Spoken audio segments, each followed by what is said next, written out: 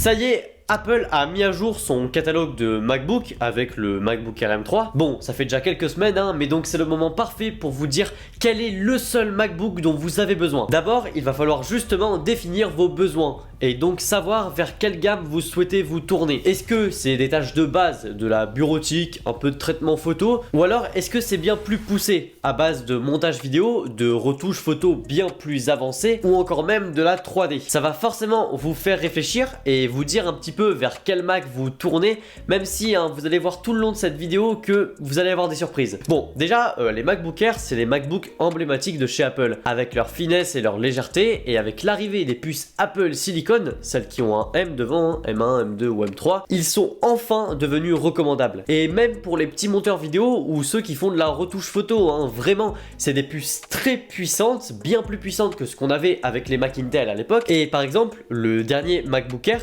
M3, c'est l'illustration parfaite de ce que je viens de vous dire. Et c'est aussi la démonstration de ce que devrait être un ordinateur portable, avec un design élégant, tout en finesse et en légèreté, tout en ayant une puissance qui satisfera environ 80-90% des utilisateurs. Ce qui est important par contre au niveau de sa configuration, c'est quand même d'essayer de prendre la version avec 16 Go de RAM. Vous allez vous sentir limité sinon avec la 8. Et si vous pouvez, 512 Go de stockage, c'est parfait.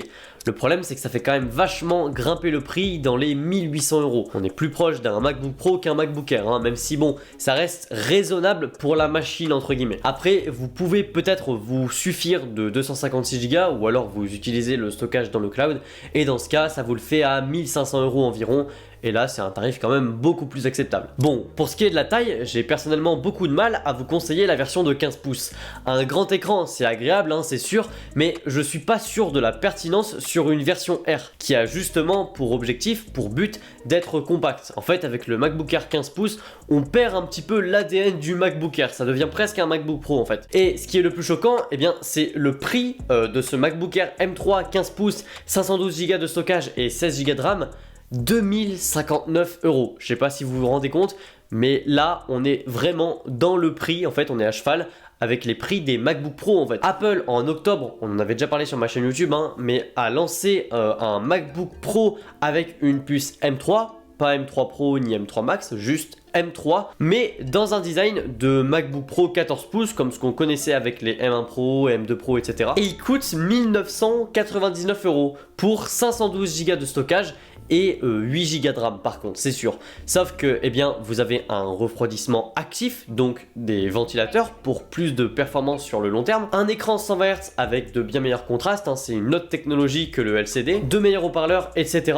Franchement, même s'il a que 8 Go de RAM, le fait juste d'avoir des ventilateurs et donc de pouvoir se refroidir sur le long terme, et avec tous les avantages de l'écran, du haut-parleur, du design en lui-même, je ne peux que vous conseiller ce MacBook Pro M3 à la place du MacBook Air M3 de 15 pouces. Avant de vous parler un peu plus en détail des MacBook Pro M3, je vous présente UPDF qui est le sponsor de cette vidéo. UPDF, c'est un super éditeur de PDF alimenté par l'intelligence artificielle. L'avantage, c'est que avec une seule licence, vous allez pouvoir l'utiliser sur n'importe quel appareil, que ce soit votre Mac, votre iPad, votre iPhone, votre smartphone Android ou encore votre PC. Et UPDF présente plein de fonctions super intéressantes. Vous pouvez évidemment visualiser un PDF, zoomer, dézoomer, ou alors l'afficher sous forme de diaporama. Vous pouvez aussi annoter vos PDF en surlignant ou en soulignant le texte. Vous pouvez aussi ajouter des notes, une signature, des autocollants. Enfin bref, c'est quand même vachement poussé. Là par exemple, je modifie le texte, je peux déplacer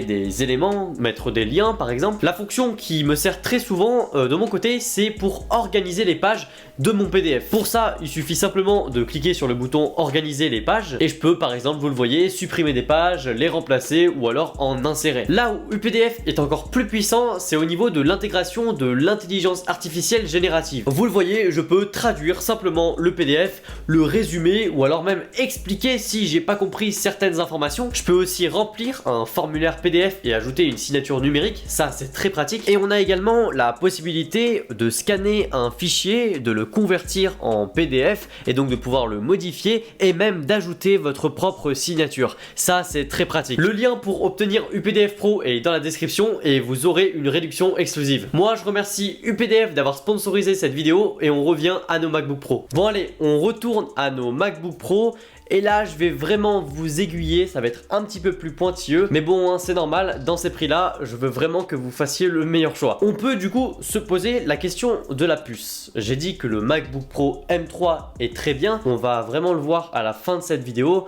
Là maintenant on va passer au MacBook Pro M3 Pro et M3 Max. Bon, ces MacBook Pro sont vraiment dans le cas où vous faites de la vidéo comme moi actuellement, voire plus hein, avec de la 3D, surtout avec les puces M3 qui sont faites pour ça. C'est vraiment si vous commencez à industrialiser entre guillemets votre production, à faire ça de manière très récurrente tous les jours, toutes les semaines, là c'est sûr que vous serez plus confortable sur un MacBook Pro M3 Pro. Maintenant je suis pas sûr de la pertinence pour un MacBook Pro M3 Max, on n'est pas obligé d'aller à ce point là non plus, mais si vous voulez aller à ce point là, c'est sûrement parce que eh bien, vous savez déjà ce que vous faites et vous savez ce que ça demande en termes de performance.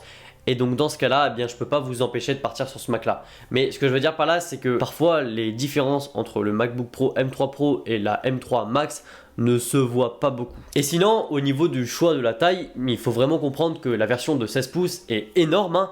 On va dire que c'est plutôt un transportable qu'un portable. Après, si vous étiez habitué au gros PC gamer, si vous aviez déjà ça auparavant, bah au final c'est quand même un petit peu plus fin, un peu plus léger, mais ce sera quand même une grosse machine. Bon, maintenant, si vous souhaitez faire des économies, et c'est là où on arrive à ma proposition la plus raisonnable, la moins chère, c'est au niveau du refurb. Je fais vraiment que vous en parler parce que j'ai de superbes offres à vous présenter. Le MacBook Pro 14 pouces avec la puce M3 de base, hein, CPU de 8 cœurs et GPU de 10 cœurs, est disponible à 1700 € au lieu de 1999 €.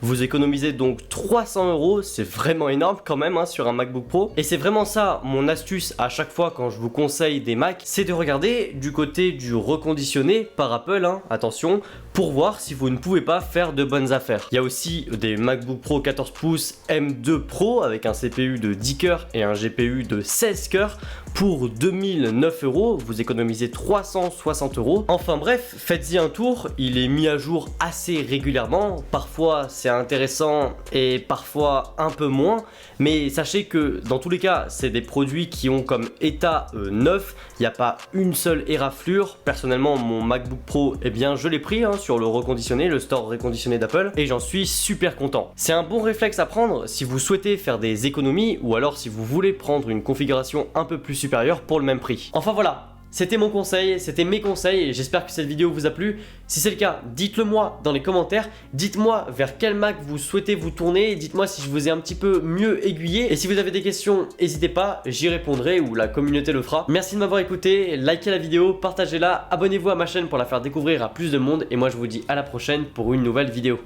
Allez, salut!